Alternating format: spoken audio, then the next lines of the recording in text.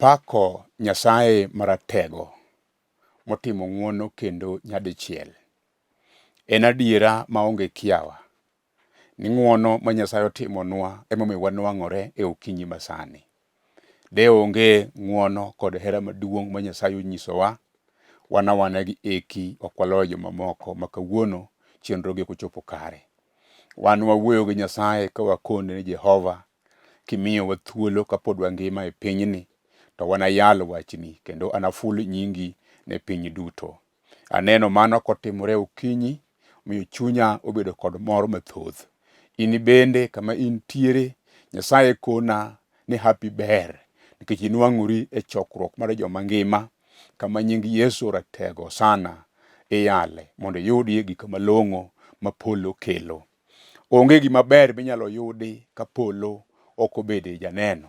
Mano emomiyo ka wan ka to wan kod ng'wono maduong' ma Nyasaye otimonwa. We agoni erokamano kuom kawo thuoloni mondo ichung' kod wach maduong' mabiro bang'a ka, mabiro kelo.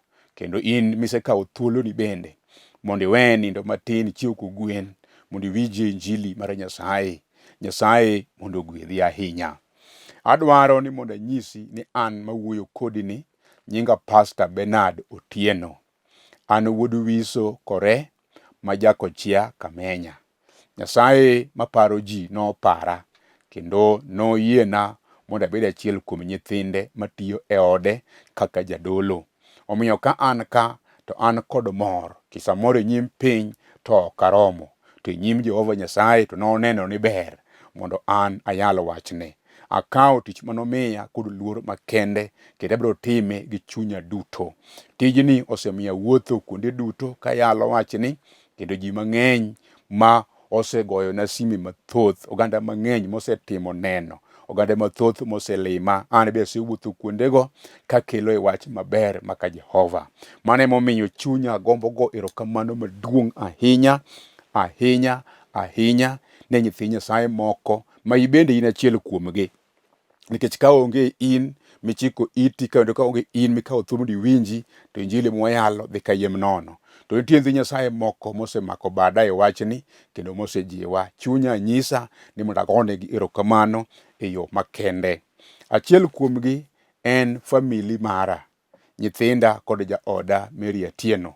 Aseneno gik mabecho, aseneno gik malich, aseneno jipo, aseneno kendo ng'ado rieko mang'eny magisetimona mondo mi injili ni eri odongi.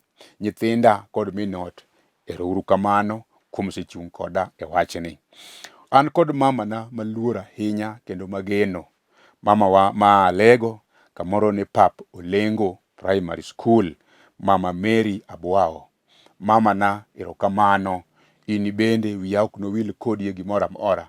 Analamni kata weche tek machal nade, Nyasaye nogwedhi ahinya.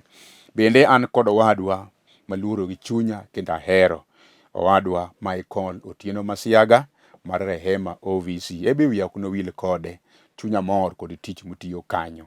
Aseneno ka nyithindo mok nyal oseyudo konyruok kodhi e sikul nikech en.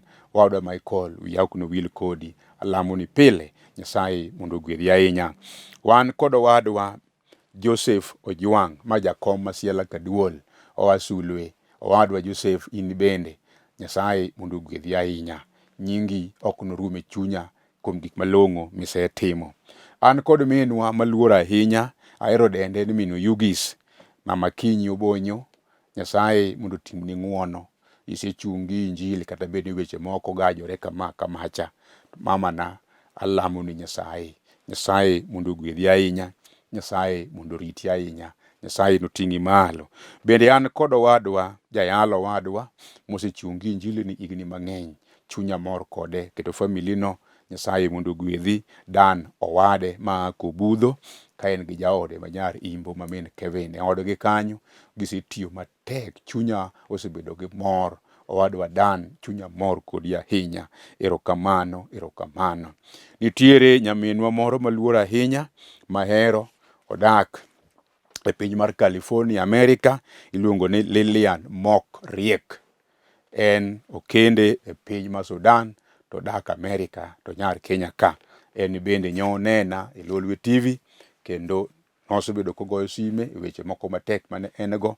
Ne walamo Nyasaye kendo gik malong'o osetimore. Kanyo aseneno gik madongo ma Nyasaye timone, en bedo chung' kod injili. Lilian Mok Riek, Nyasaye mondo ogwedhi ahinya. Daktari ma Magunga, Dr. Hannington, owadwa kama intiere, Nyasaye mondo umi, Nyasaye mondo riti ahinya. Omiyo chunya mor gokinyi, ok adwa ni mondo akal kanyo, nikech wach ma wan godo ni en wach mapek. Agombo ni mondo achungi kanyo to winji, kata in kawuone kiyango nena, kata bed ni kawuone kiyango winjo wach madwa yalo sani, kata bed ni sani kende minwang'e thuolo mondo wabedi kod chokruok mar okinyi masani ma tich abijni, mawachung' kama kanyakla ni mayudo chiengi mokwongo arwaki e chokruogni, kendo nying Nyasaye biro yudo duong' kikawo weche wach ka wach mabiro kelo ni gik malong'o mamiyi ngima. Chunya obedo kod mor mathoth ka yie kendo afwenyo ni ibe intiere koda e wachni gokinyi. Nyasaye mondo ogwedhi, nikech thuolo onge, yiena mondo achungi kanyo tamor ahinya gi ji duto makawo thuologi mondo winj injili mar Nyasaye. Mano emomiyo akwayi kama intie ni kiyie to goye chongi piny kaka wan bende watimo pile, mondo Nyasaye onwang' dak e dhod chunywa kendo wanyis luor mar Nyasaye. Gaga chongi mondo walam Nyasaye mondo wachak chokruok mokinyi. Nyasachwa kendo wuonwa man kod teko, Nyasaye manyalo duto kuom duto, Jehova mochung' e kedo, Jehova mar umbe lwenje, Nyasaye ma jochiende oluoro, Nyasachwa ma Satan ong'eyo nyinge, Nyasachwa ma Satan winjo kendo kogolo command to Satan go sarut nikech jal mohewe osedonjo. Ruodha, agoyo ni erokamano gokinyi, amiyo nyingi duong', in emichiewowa e nindo, te parowa wach maduong' ni loch kod teko kod nyalo en mari. Onge gima tek matami timo. Omiyo sama wabiro iri, wabiro ka wan kod chir, nikech wang'eyo ni wan kod jalno manyalo duto kuom duto. Onge gimoro kata achiel moseketi e nyimi ma ok iseloyo. Mano omiyo aori e osiptende. Jehova, lochie ne nyithindi man kanyo ka tuore. Obedo tuoche ma daktari oseng'ado ni ok nyalre, Ruodha, ito kedonjo kanyo to gik malong'o timore. Achaka ori ut twech kende ut jela.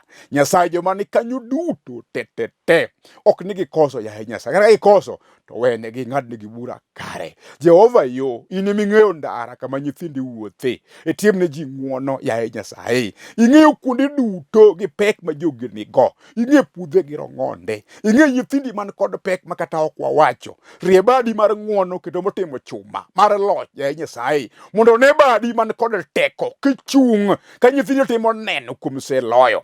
Aluongo nyingi Ruodha ka yie ni an bende timona gik madongo. Chunya ogeni, bed gi nyithindi, umgi kendo ting'gi malo. Nyingi onwang' loch nyaka ne studio mar Lolwe, moyie ni mondo wayalie wachni. Kik wiyi wil kod owadwa Nick yaye Nyasaye, bende kik wiyi wil gi jatelo director yaye Nyasach polo, moseyie mondo kargi ka oloke kanisa mondo yalie wachni. Igwedhegi kendo iting' studio ni malo e okang' mamalo. Oganda matiyo ka te nyaka magoyo picha yaye Nyasaye, kik wiyi wil kodgi, dogi e mieregi mondo ikelie ber. Nyingi onwang' loch nikech gik malong'o kende emiyudo kuomi. Loch duto mag jasigu Nyasaye mondo ikethi, tikel ber mosiko manyaka chieng'. Wane tekoni kichung' ewi loyo yaye Nyasachwa.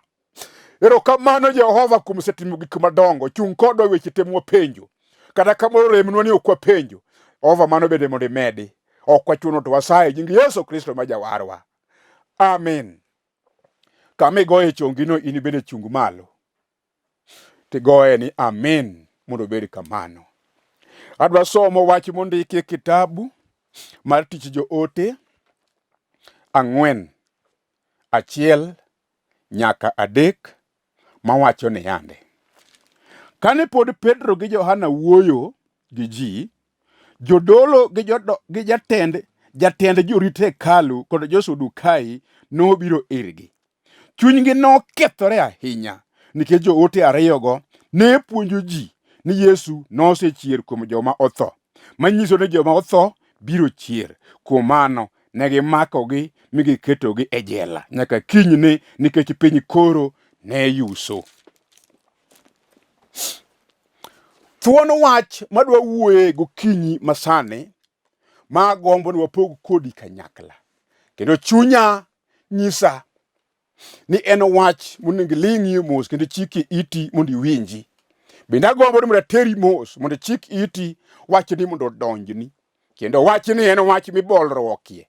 Kendo en wach ma ng'ato timore nono eka wachni konye. Kendo wach madwa wuoyo en wach misewinjo higni mang'eny. Samoro kata in isepuonje jomoko kendo iseyale ne ji mathoth. Bende nitiere crusades madongo mosego kiwuoyo kuom wach madwa wuoyo sani miluongo ni jela. Kendo wach mar jela ni kata in samoro isechoko jogeni kata osiepeni kata jomadongo weteni jodongo mambeseni kata moko moteloni kata moko bende mikuongo negi mipimo ne kaka jela chal. Iwinjo wadwa, an bende ayie ni samoro isekalo e jela. Samoro pok ikale to sepimni in gi ng'eyo moro matin kaka jela chal. Mane momiyo adwa ni mondo awachni ni nogik ndalo moro Petro gi joote mamoko yalo wach Nyasaye bakore neno wayalo sani ni. To jotelo mane nitiere ndalono nodagi mokalakgi ni kata kiyalo wach to nying Yesu kik tuom. Nikech ne giwacho ni jalno manyoge mako kaeto giguro ni ketho ji cha. To Petro gini ochako lokore to lando ni jalno chier ayanga kendo jok motho bende biro chier mana kaka jalno bende nyochier. Wachno jotelo manitie kinde mokadho chien ne ok morgo. Omiyo ne gimakogi ma giketogi e jela. Iparo ni ka ng'ato yalo kendo ka ng'ato puonjo, ka ng'ato wacho kendo ka ng'ato lando ni Yesu chier oa kuom joma otho, in king'iyo gino to makosa mane mantie? Samoro in ok ine ni mano makosa. Samoro an bende mawuoyo ni ne ok anyal neno ni mano makosa. To jachien ma ok mor kod gik mabeyo ne neno ni mano makosa maduong'.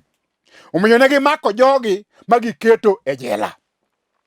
Ne giparo ni ketogi e jela no biro miyo injili ok sod kacha. To kisomo wachno kidhi piny to ndiko lerona niya ni sama nene ogolgi e jela ka teko mang'ongo mar Roho telo negi kendo mane ogologi, ne ok gibedo kod luoro. Ne gichako gidok, ma gichako giyalo, gichako gilando, gichako gipuonjo ni jal manomiyo makgi no, jalno pod ngima kendo jalno kende eman kod teko mar reso ji. Omiyo kawuono an bende kawuoyo kuom Yesu ratego sana, to an kod chir kendo ang'eyo ni en emosemiye teko e polo, osemiye teko e piny mondo okel warruok ne ji duto. Kendo onge wach kata achiel mabiro buogowa, mabiro miyo ok wanayalo wachni. To winji, samoro jela mawuoyoni en jela mosemako osiepni, kendo samoro in minena ni osemaki. Samoro in minena ni ing'eyo kata ng'ato manosedonjo e jela modakie, kendo sama nobedo kuro samoro notho e jela. Samoro kata wuoru kata mamau kata wadu maduong' notho e jela, kendo sama notho e jela wachni nobedo sigu maduong' e anyuolau kanyo. Kendo kiparo gima notimne wuoru ka notere jela mogik ni koro ok oduogo kongima, kawuono uthagoru nikech wach manotimore e dala, sigu no pod nitiere nyaka sani. Kendo king'iyo joma notero wuoru kama notero wadu kama notero minu e jela kanyo, to chunyi rumo kendo kadagi wuot tami. Inyalo penjo moko ma ng'ama duoki haraka onge, nikech ang'o mirima nyalo maki kiparo to wuonwa ni ang'o momiyo jogi nomake motere e jela. Tiwinjo jela kanyo. Kawuono adwa wuoyo gi chuny lit. E juma mokalo chien nyaneno wach matek an awuon mineno kora wuoyo kani.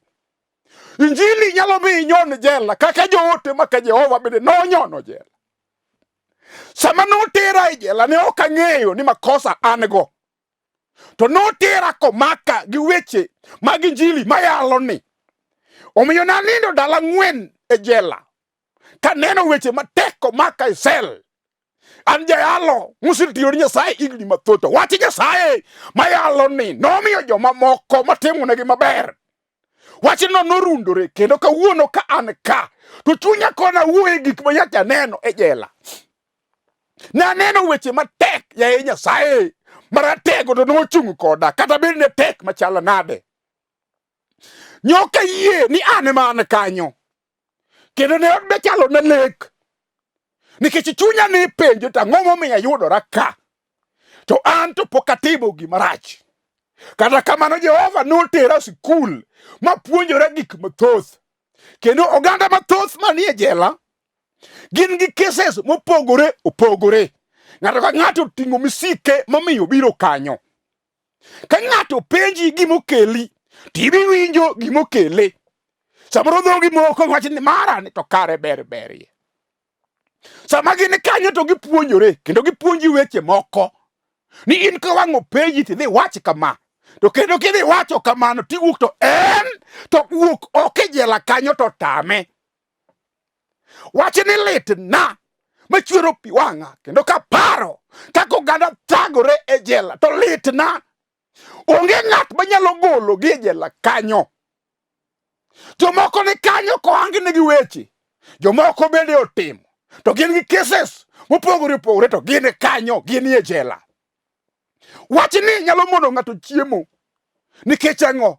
Kata bed kod dalani maduong' migero michielo motegno ma onge gima kalie, to sama koro isedhi e jela to ionge kod thuolo gi ratiro mar nindo e dalani. Kata kitandani maduong' migeno mihero meninde pile gongedi miluoro, sama in e jela tiweye inyalo nindo kama ng'ich e simiti ka gimi umri godo onge ka chik ti nikech samoro ni dhi ataro mar chik mar piny moketi. Ng'ama inyalo oro en polis makiny eminyalo koni timo ma kod macha. Onya timo ni kohero to bende ok otim nikech ang'o? Ok ibadhe. In ni criminal, ija maundu, ija kuo marach motimo gimonego bed ni monego ibed mana kanye medagie manyaka chieng'. Nyapoka neno wachno to miyo wach ni lit na ya Nyasaye baratego osana chung kod jogi kawuono gokinyi mondo wach maduong' mar jela momako nyithindi ruodha in eminyalo gologie. Mama na mineno sani era wuoyo kuom jela mar thurwa ka manyalo maki sa asaya king'eyo kata kikia. Kendo sama idhiye, sama maki midhi, inyalo kawo ni mano wach mayot kendo wach matin midhi dakika achiel tisea. Kata kamano nyalo lokore mipoko bedo gimachielo kaka nyoche nobedo na gimachielo. Adwaro ni mondo wach ni gi sani iromano to koro jela mar thurwa ka kendo en jela manyalo maki kikoso, kendo en jela manyalo maki kata kowang ni wach kaka no wang ne joote mag ruoth. Gilando wach maber maka Jehova makelo ngima manyalo golo ng'ate jela, to wach no rundore molokore magini mochako terogi e jela kendo. Tawuoro ng'wono maka Jehova makisomo wachno kidhi piny to wacho ni teko mar malaikni gi Roho Maler nodonjo e jela kanyo kendo nogologi. Ne giwuotho gi teko mang'ongo ka Roho otelonegi kendo ne gichopo nyaka e ut jokristo magichagi yale wach mar ngima momiyo ne gidhi e jela. Omiyo abe kawuono ka chung' kata an kod chir mar yalo wachni kata obiro duoka kata ok noduoka, to gima ng'eyo ni injili to chung' achung'a ni kod teko, injili ni kod loch, injili nigi lwete, onyalo mako gima onge kucho mokel, onyalo ketho loch mar mudho mag jasigu. Amor kod injili maka Jehova manyalo chung' kod dala ma jela omako. We awuoyo kuom jela mar chuny. Ero ma wuoyo to jela misenene jomoko kodhi sama eno gi runinga kiyalo jomoko madongo kiketo kes gi mondo ne. Samoro king'iyo gi tiwacho ni oyo an to gima ng'eyo ni mato kanyalo donjo aba yie mana kodi onge rach. Tema kik idonji bed mana ng'ama long'o. Nyasaye maratego moyalo wachne ni eto kimako bade onyalo geng'o ni weche mathoth. Nitiere jela mar chuny ma jasigu oseluoro mokawo nyithinde moketi. Kendo kawuono ok inyal ng'eyo ni in e jela. Inyalo dak e dalau, in e dalau, Samoro in e odi, kendo in e odi. Inya chamo chiembi mamit, to kata kamano, jasigu to mor nikech oketi e jela. Kendo jela no, ok wuogie ni kod pesa, kata tweyo bond, kata nigi cash bail. Ibiro bedo kanyo, nyaka chieng' moro Jehova Nyasaye mwayalo wachne, ema chung' kodi manyalo goli e jela. Awuoro jela maka Jehova. Awuoro jela maka Jachien. Awuoro jela ma Jehova kende ema nyalo gole ng'ato. Awuoro jela ma Nyasaye kende ema ne kod teko mar gole ng'ato. We asomie kama chielo bende mondo iwinjie gik moko manotimore. E kitabu achiel mar Tich Joote 5:17 ndiko lero niya: bang'e jadolo maduong' kod joge duto moa oganda mar jo-Sadukai ne nyiego mako marach kod joote. Omiyo ne gimakogi miketogi e jela. To gotieno nogo malaika mar Ruoth nobiro moyawo od jela mogologi oko, mowachonegi niya: dhiuru uchung' e hekalu mondo unyis ji wach ngima manyienni. Iwinjo? Gima miyo jogi to dhi e jela en nang'o? Nigi yalo wach Jehova Nyasaye. Mae wach malitna. Ni ka ng'ato yalo wach Nyasaye, tirundruok kode. Kendo oganda moko long'o, moko dwar injili mondo yal, nyalo wacho weche moko maricho. Kendo ginyalo kawi magineni e yo machielo. Sama Nyasaye dadi e jela mar pinyni, e weche matek misebedogo, to jasigu neno ni nokiwinjori gibet kanyo. Sama Jachien oketi e jela makoro itiyone, inyalo bet jatich mariek, kendo kata sirikal oluoro kendo geno. Aseneno jok mathoth masombegi ni malo, ma professors, kendo gidhumo kisungu madongo, kendo kama gichung' kamoro ka giwuoyo, to piny duto wacho ne ng'ane ka ng'ane koro gweng'wa ka. Ma kende ng'ama wang'eyo ni nodhi sikul. En product mar Makarere. Ne wanene Nairobi University. Ne wanene Kenyatta, ne wanene Jomo Kenyatta, ne wanene Egerton. To koyalo weche moko malong'o manowinjo, kendo kata kuwuoyo to wacho weche moriere tir, to jasigu nyalo make makaromo godhiambo to dong' ka en e jela. Omadho chang'a e kor gweng', kendo gika makoro baro yien ni mon. Eko nwang' pesa, eko nwang' chang'a monyalo madho, kendo koduogo godhiambo tibiro yude kolewe tie makonga kanyo, kendo dhumne makonga kowacho weche moko murem gi kisungu moko madongo, kendo ka ene bando kaluang' ni maratiglo fuyo dhoge to kodeu. Onyalo laye long modiewie nikech ang'o? En e jela, kendo Jachien omake oriwe dhoge dhi kode. Samoro iwinjo mama na, inyalo pakori kaka isegero gorofa maduong', kendo gorofni moko mineno malong'o go te gin magi nikech timbe mag anjao misebedo kitimo ka kod kacha. Inyalo pakori kaka wachno en wach malong'o, kendo en wach mosemiyi gik malong'o minyalo wuothogo, minyalo pako, minyalo wacho, minyalo neno. To wacho ni mano jela ma jasigu oketie, mana kaka nokete mama moro e ndalo moro manoyude rando. Ka en bende en e jela, to chik nowacho ni ng'ama kama inego kendo ilalal godo nono kigo kode kite lela ka ji neno. Jasigu nokete e jela. In bende nyathiwa samoro jela machal kod mae e yo moro nyalo maki. Samoro in e jela tiparo ne ngima. Gimoro lit na nyithindo, kata monyuoli e jela ok ong'eyo ni nitie gimoro oko ka, ni ji ni thuolo, ng'ato nyalo timo gimoro amora modwaro. Koneno yo magichiemo godo kocha, koneno pek magikadhe kocha, ok onene ni pek nikech kanyo kama onyuole, kendo osedak kanyo higni ma notwe godo min gi kanyo. Ong'eyo ni mano e kaka ngima en. To kare ok ong'eyo ni oko ka nitiere freedom, nitiere thuolo ma Jehova Nyasaye nyalo kete ng'ato. Sama in e jela to in bende samoro ok ing'eyo, to ere kaka inyalo wuok oko e jela sano? Tado wacho ni kawuono nitiere ng'ato ma an awuon ang'eyo manyalo golo jomoko, nyalo goli ni bende kawuono jela ma intie. Iluonge ni Yesu ratego sana ruodh muma. Ene mosegolo ji e jela mag tuoche maricho ma daktari oseng'ado ni onge yedhegi. Isemuonyo yath higni mang'eny. Tawacho ni kawuono karamo. Jal manyalo changi magoli e jela ma jasigu ketieno. Ok en jatelo moro. Iluonge ni Yesu ratego sana ruodh muma. Onyalo amalo kod dala mosemaki e jela moketo thuolo gik madongo timre. Onyalo amalo gi kijana mosemaki moketi e jela mabede thuolo. Onyalo amalo kod mama moseketi e jela mabede thuolo. Onyalo amalo kod kinga kod mama matin kata nyathi manyako mogol oko mabede oko mawachi niya an thuolo. Onge ng'at machielo ma nyinge osegol miyude thuolo miyude warruok. En mana nying Yesu kende. Apako nyingi Yesu ratego sana. Ruodha kiyie tim ono sani. Mondo jela mosemako nyithindi kawuono gibedi weche matek motweyo gi kanyororo. Jehova yie mondo igony sani. Igony jela momako jogi. Obedi wach matek machalo nade kata ok walero maber. Jehova chung' kod nyako ni kod owadwa ni. Timni ono mondo ne badi. Kichung' kod Jehova. Anagoni erokamano kilochoni e lweti. Owadwa kan nyamere kamiwinjano. Obedi jela mane mosemaki.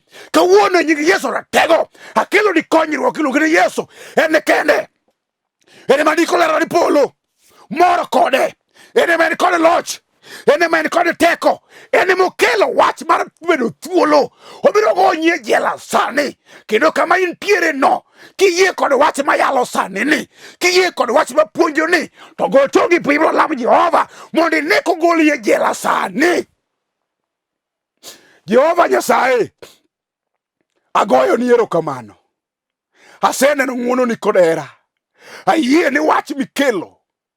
En wach magolo ji e jela. Golo wadwa ni e jela Nyasaye. Golo nyaminwa ni e jela Jehova. Kata bedo sekadho higni machalo nade. Obedi kosebet e dho yawo. Ka en ni e jela koko mobiro tugre mondo nyumre. To onge kado nyal. Jehova nyalo ni e lweti. Itim ono sani. Chung' kod mama, chung' kod wadwa. Chung' kod nyathiwa ni chung' gi nyaminwa. Tim ono ya Nyasaye. Kik iwi wil gi weche te. Kata ma ok wacho sani. To nyingi ochung' malo. Kochung' ayanga. Kichung' ewi loyo. Kigwedho jogi. Kigologi oko. Mondo iketegi thuolo. Mondo gine teko mang'ongo. Chung' kodegi ya Nyasaye, chung' gi joote. Nyingi opake nikech iseloyo. Alamo ka yie e nying Yesu ma jawarwa. Amen. In bende wachna amen. Nyasaye mondo gwedhi kama intie. Wacho mokwongo ni nyinga iluongo ni Pastor Bernard Otieno ma wuod Wiso. Ayalo wach Nyasaye e boma ni mar Nairobi. An gi kanisa miluongo ni Foundation of Eternal Life Church, Dandora Phase 5. Ka initiere Joy Villa, tiwuothe wang'a yorono. Kichomo Sam Lease Education Center, wantiere bathe kanyo. Tigi sime mineno maketo kanyo no. Nyasaye mondo tikodi kini machiegni. Bi mondo wayal wach Nyasaye kanyakla. Bi mondo walam Nyasaye kanyakla. Warwaki kanisa. Wan gi jodolo mosewaro.